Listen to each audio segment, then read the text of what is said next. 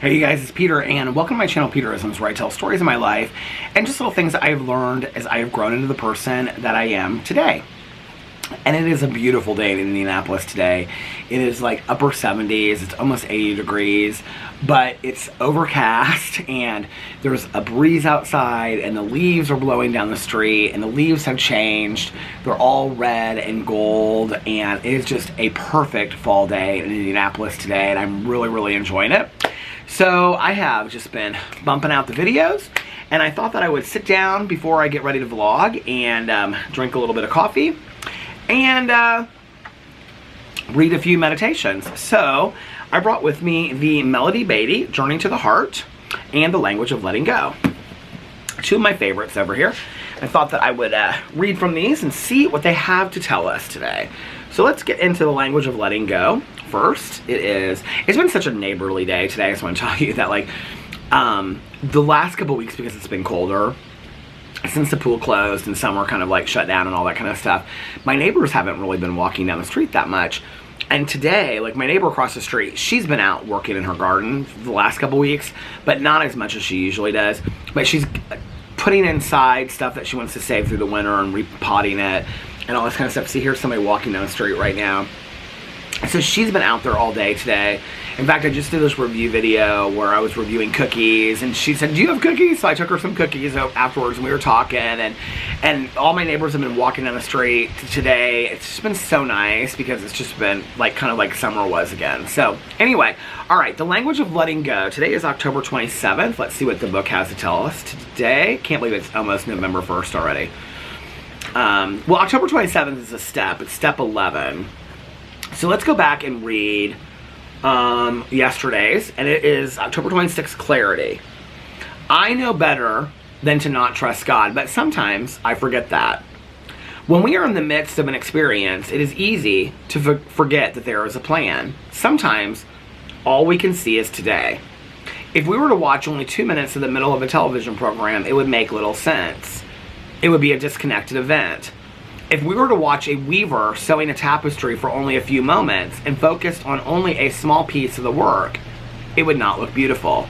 It would look like a few peculiar threads randomly placed.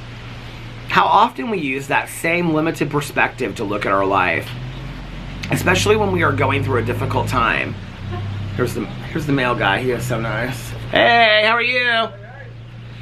We can learn to have perspective when we are going through those confusing, difficult learning times.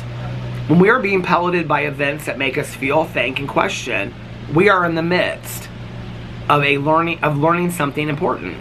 We can trust that something valuable is being worked out in us, even when things are difficult, even when we cannot get our bearings. Insight and clarity do not come until we have mastered our lesson. Faith is like a miracle.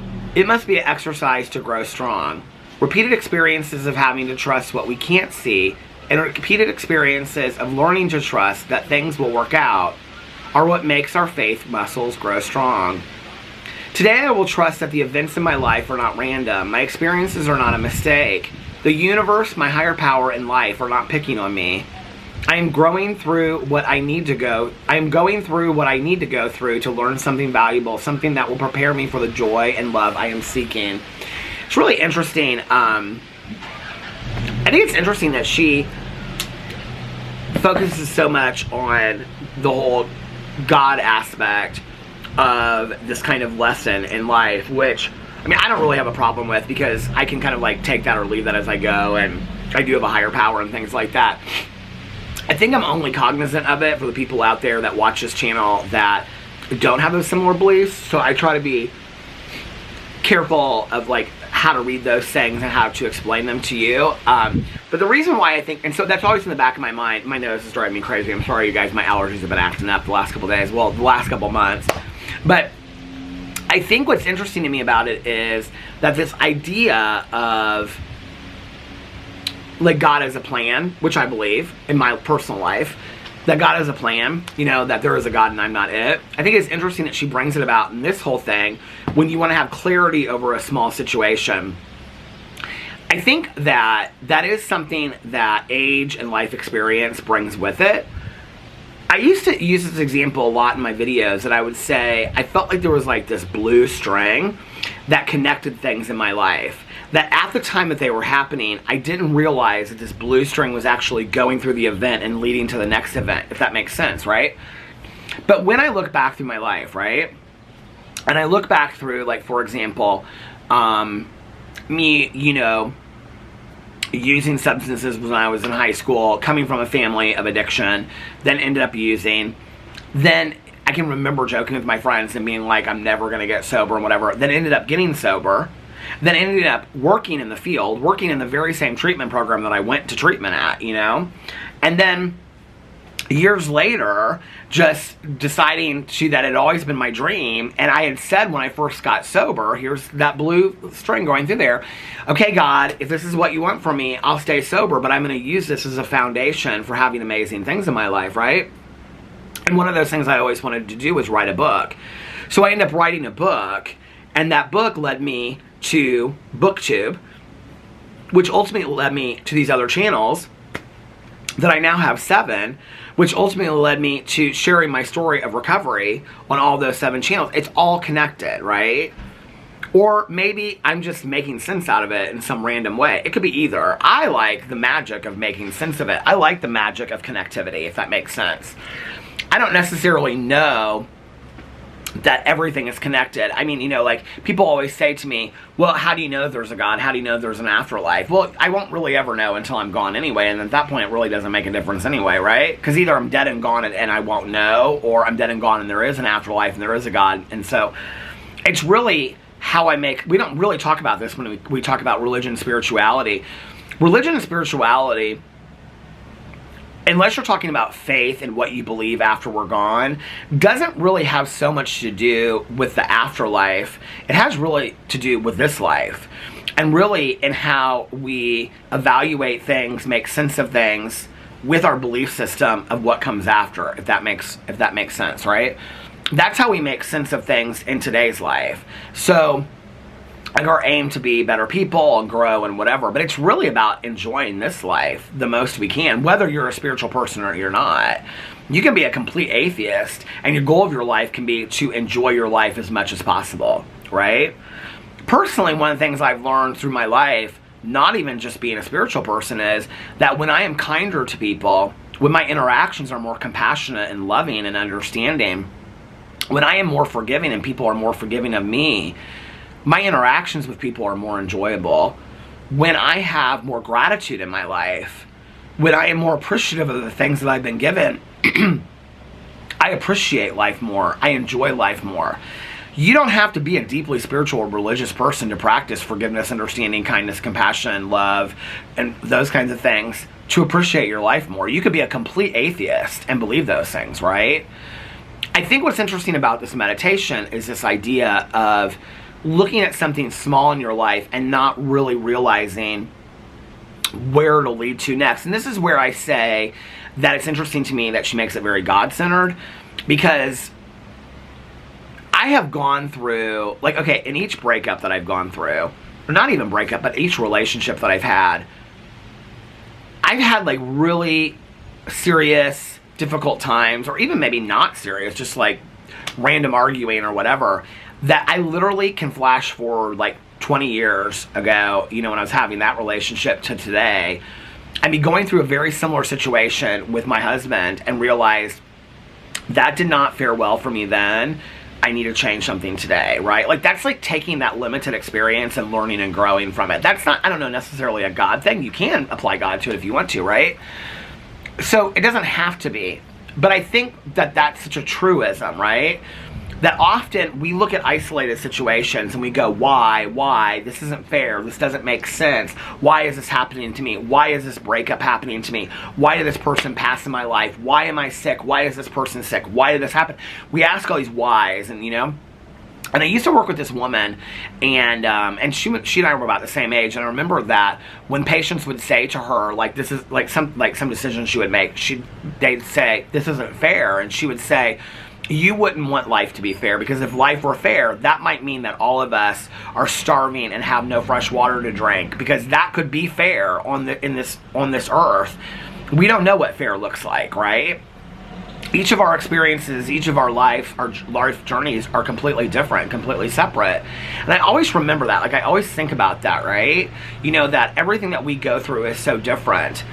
When I look at isolated incidents in my life, like today, at 28 years and 10 months sober, at 51 years old, when something happens in my life today, like, we don't typically look at the good things and go, wow, it's all interconnected, right? You know, like, oh, what's this leading to? It's always like the negative things that we look at, or I do at least in my life. But I wish that I could, like, immediately go to, in that moment that I'm going through a tough time, thinking to myself, I'm learning something that down the road will be a greater lesson for me. This too shall pass. The sun will shine again. I love when Oprah says that, right? That there is a greater lesson to be learned here. But in that moment when I'm going through something tough, it's like I need a poster board in my house to remind me of that. Because when I'm going through something tough, I am laser focused on that tough situation. It's only in retrospect, and thank God I have this today, because in my youth, and I'm not talking about when I was 10 and 15 years old, I'm talking about when I was in my 20s and early 30s, I did not have that retrospective eye to be able to look back and go, wow, that happened to teach me this. Today I get that, right? So when I'm going through a tough time, whether that's a week or a month or a day, by the end of that, I've kind of come to that. Because I've lived enough to realize I'm going to learn something from this. Whether I want to or not, and that's the truth, right? Whether I want to or not, whether I want to ignore it and push it away, or whether I want to accept the lesson fully, I'm going to learn something from it. It's going to pop up again in my life, right?